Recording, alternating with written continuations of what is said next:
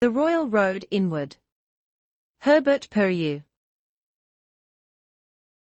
Sigmund Freud referred to the study of dreams as the royal road to the unconscious.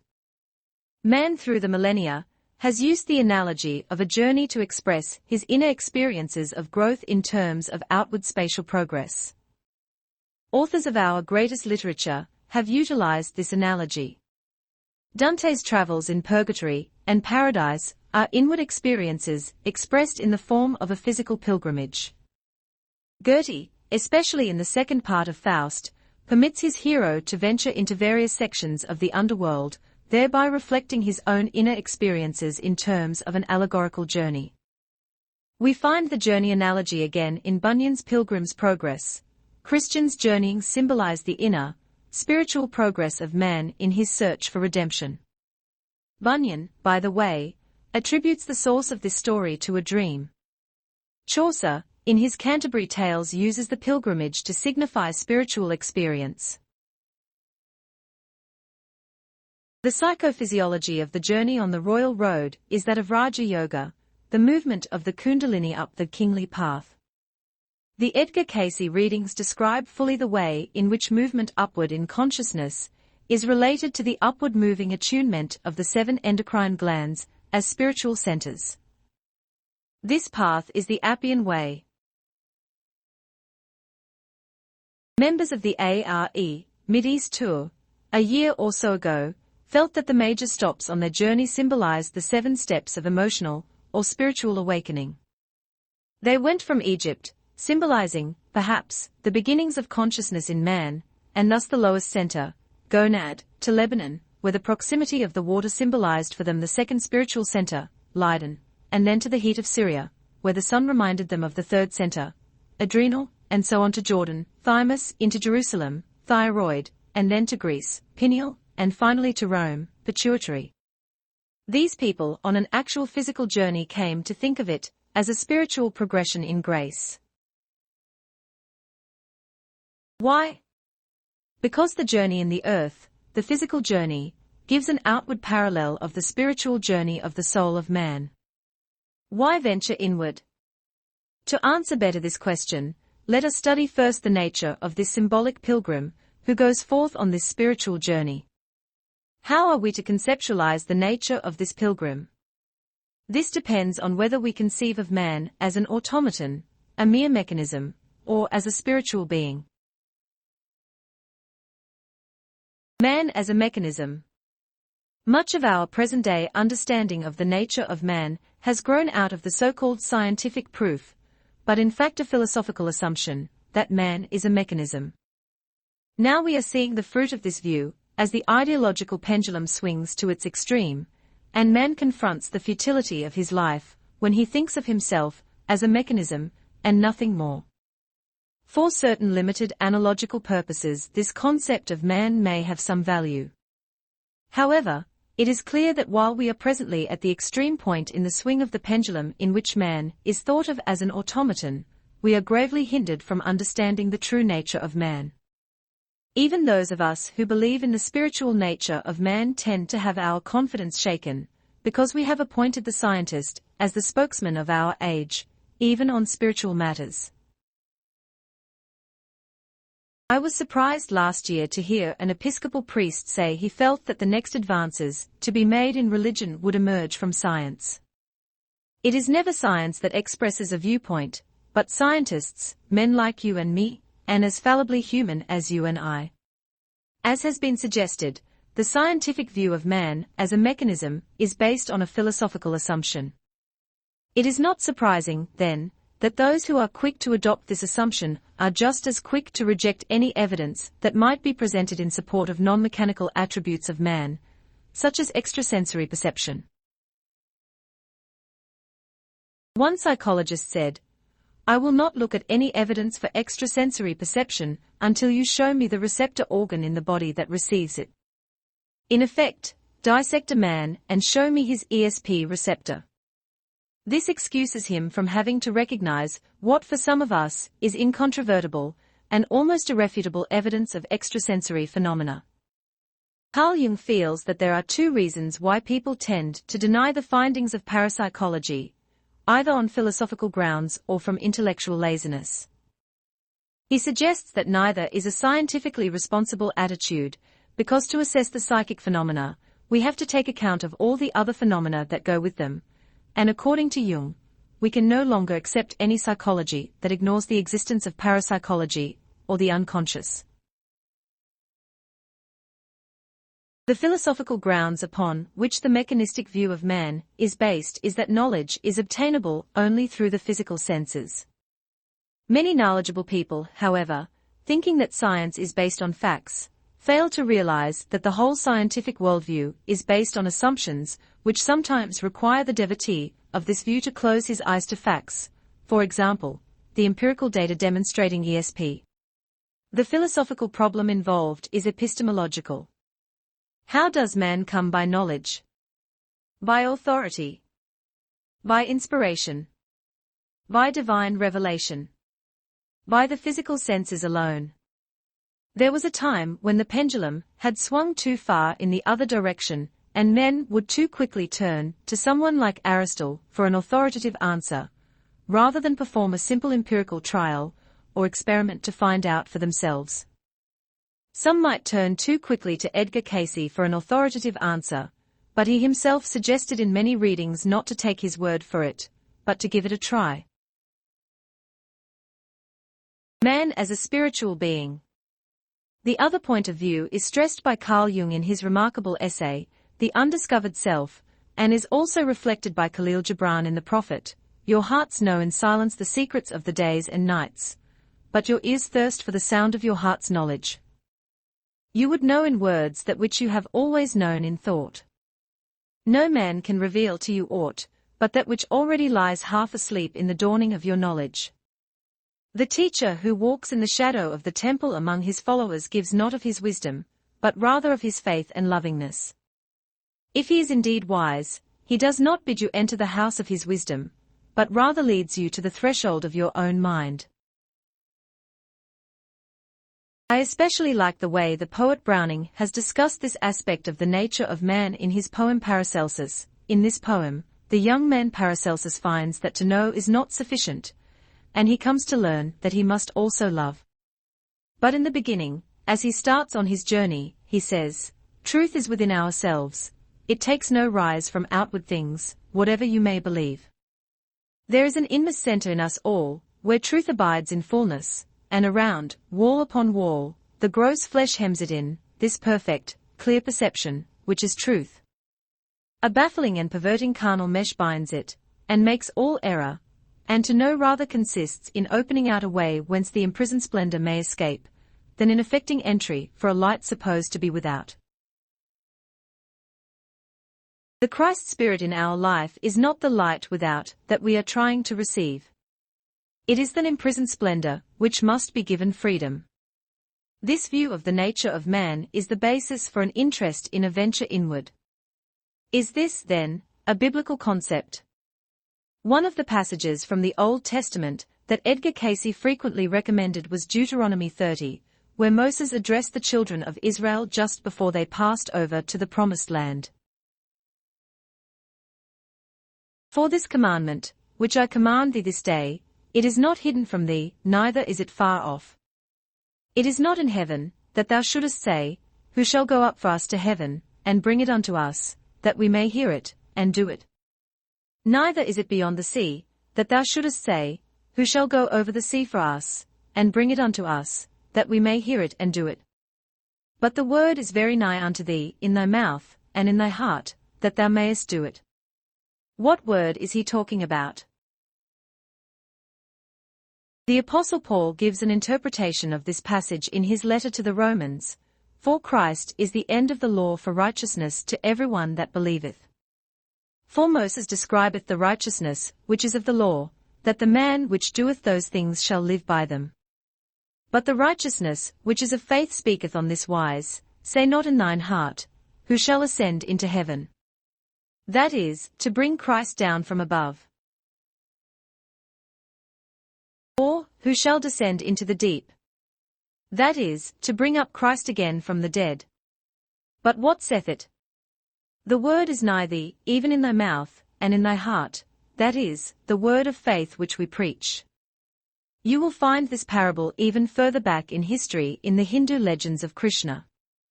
The gods had become concerned about man's misuse of his creativity ability. And one said, "Let us take his godhead away from him, before he can add further to his disharmony and confusion." And another said, "Let us hide it on top of a mountain." And Krishna said, "No, he will surely climb the mountain one day, and find it there." Another said, "Then let us hide it across the ocean." Krishna said, "No, he will surely cross the ocean one day and find it there." Another said, "In the depth of the sea, then." Krishna said, "No, one day he will surely go to the depth of the sea and find it there. Let us hide it inside of man. He will never think to look for it there." This is the key to Moses' words and Paul's interpretation of them, the concealing of the Christ Spirit in man, where he has hidden it from himself in his love of darkness.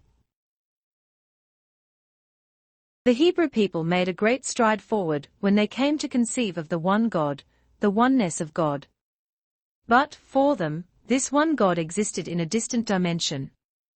When Christ told them, "If you see me you have seen the Father," it made no sense because it wasn't consistent with the concept of God being out there.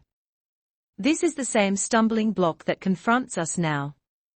I use stumbling block, as it is used in the New Testament, when Christ is referred to specifically as a stumbling block.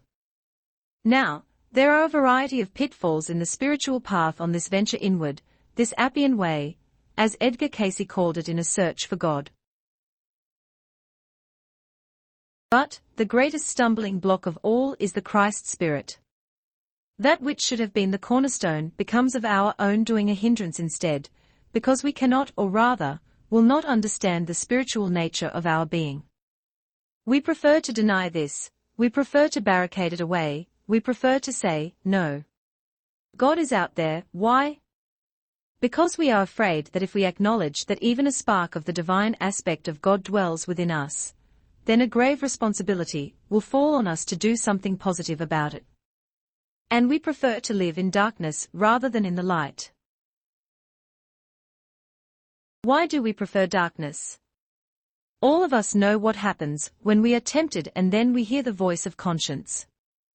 Sometimes we would do anything rather than heed its message when it tells us to do what we ought to do. And so we build a barrier. And this is what the Bible condemns in us when it says that men love darkness rather than light, because it conceals with a veil the evil of their deeds. God didn't separate us from himself. We brought about the separation of our own free will.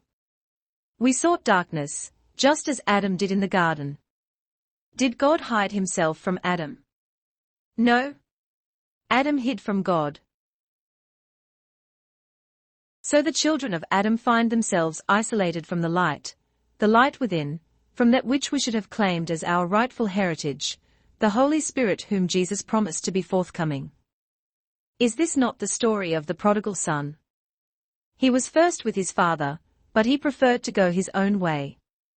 He found himself in worse and worse, darker and darker, trouble, yet all he had to say was, "I will arise and return to my father." They asked Jesus, "Where shall we worship?"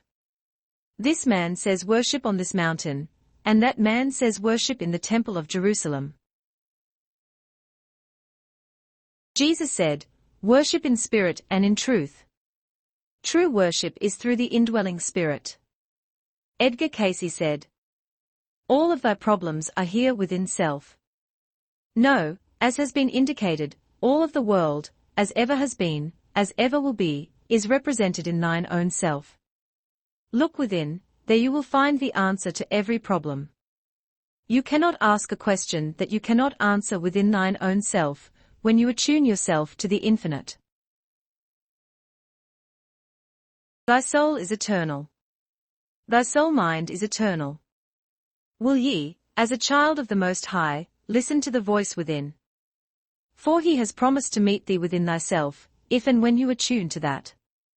For the Lord thy God is not mocked, and thy troubles arise within thyself. Where shall I find a teacher? Begin with those promises he had given, said Edgar Cayce.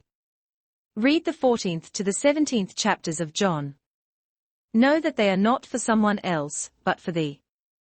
And why would you use other forces when he is so nigh? For, as he has given thee, if it were not so, I would have told you. And this means you. The Father has given us a body that is the temple of the living soul, which is that same temple in which you should meet him day by day. For as the pattern was given, even in the mount of old, when you turn to him, he will direct you. Why, oh why, turn to any subordinate when thy brother, thy Christ, thy Saviour, would speak to thee? Give the best method for helping the human family increase its knowledge of the subconscious soul, or spirit world, he was asked, and Edgar Cayce replied that the knowledge of the subconscious of an entity in or of the human family is as one integral element. It is oneself in relation to the creation of the human family.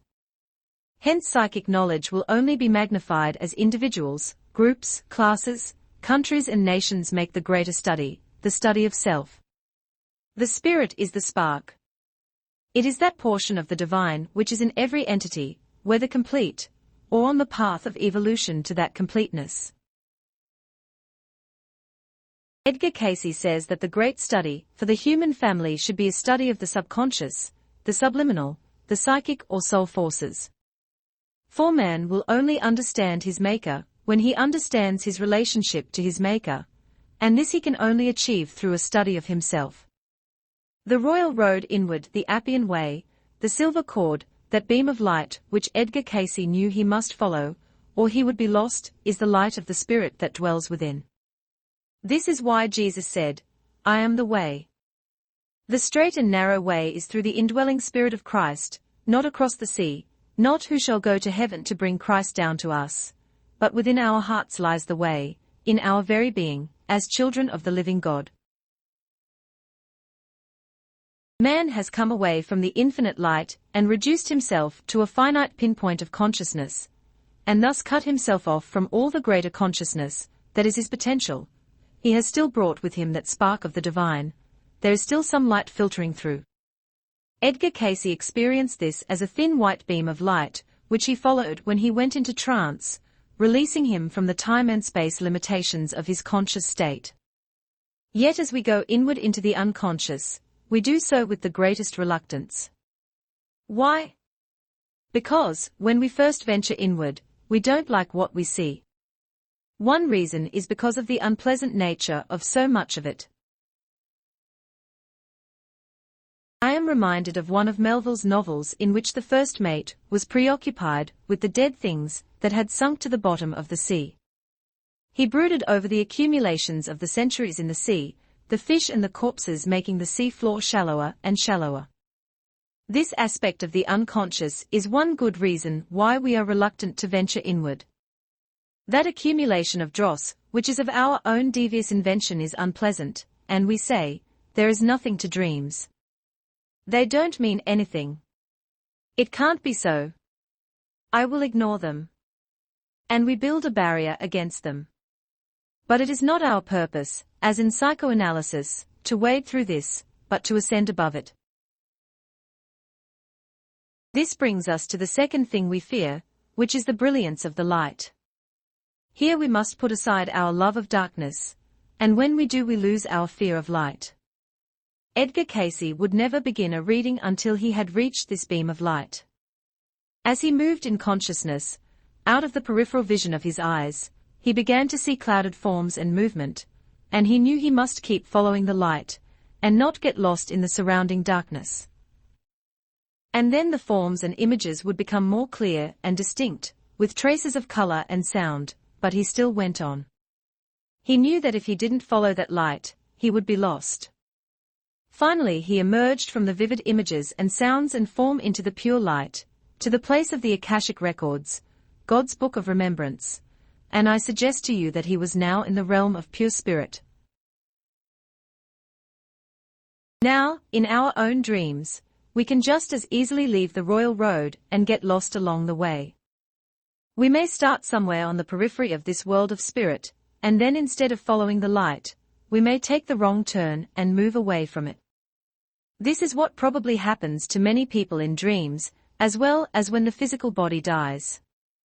Instead of following the light, the consciousness starts blundering around in circles somewhere in the shadows, directionless, without ideals, seeking again its obsolete, discarded form of consciousness. It goes into reverse, as it were, projecting itself down again into the material because this is the only vibration that feels familiar. In consciousness, says Edgar Cayce, we are seeking a diversion. So just for the purpose of emphasis, I'd like to reverse the conventional terminology. What we call consciousness I will call the unconscious, and I will call this inward search for the river of the spirit our true consciousness. Here on the earth, where we reside in diversion, we are really unconscious.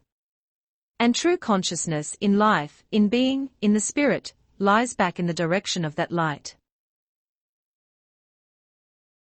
Now we can see how dreams come into this quest. If we are thinking of working with them in relation to this venture inward, in these levels of consciousness, it is important to understand that there are many different kinds of dreams. Edgar Cayce outlines several of them.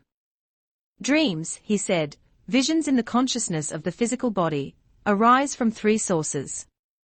First, because the activities of this particular system allow for poor assimilations, the energies being disturbed, as we described. These act upon the bodily forces themselves, so as to make for the harrowing experiences at times. The dreamer is venturing into the unconscious here, but it is still part of waking life.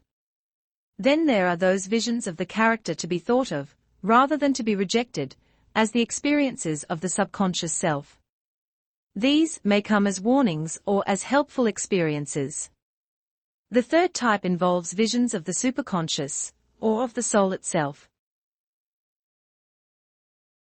So we have a variety of experiences in the unconscious, at various levels, near or far away from this royal road, but the only visions to be cultivated are those that lead to progress along this inward pathway to the light. These we can best obtain by setting our purposes and ideals in the Christ and always seeking that which is consistent with these ideals. Where the tree falls, there it lies. If we go to sleep with no direction, then our consciousness may wander around indefinitely, like a ship without a rudder. These interpretations of dreams, said Edgar Cayce, are given in order that you may gain the knowledge and the understanding that the universal forces work in accord with your physical, mental and spiritual nature, provided you heed and draw upon such sources, in keeping with the Christ ideal. This is why we must always remain alert to the fact that the Spirit itself bears witness, with our spirit, that we are the children of God. The answer comes, as it must always come, from within. Not in the thunder, not in the whirlwind, not in the storm, nor in any of the mighty ravings of nature, whether of the material or mental realm, that may shadow, or be overshadowed, but in the still small voice that answers to your inner self.